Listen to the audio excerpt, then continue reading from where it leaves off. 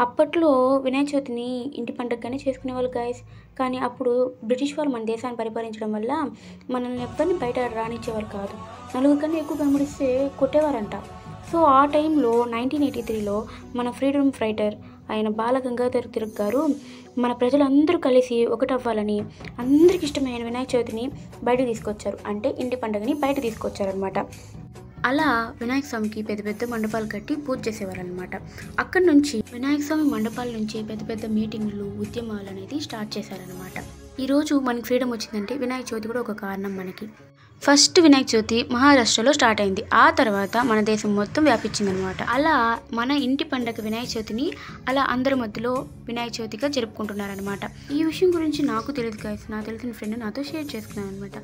So ఈ విషయం గురించి చాలామంది తెలియకుండా ఉండొచ్చు. సో వాళ్ళ కోసం నేను ఈ వీడియో చేశాను.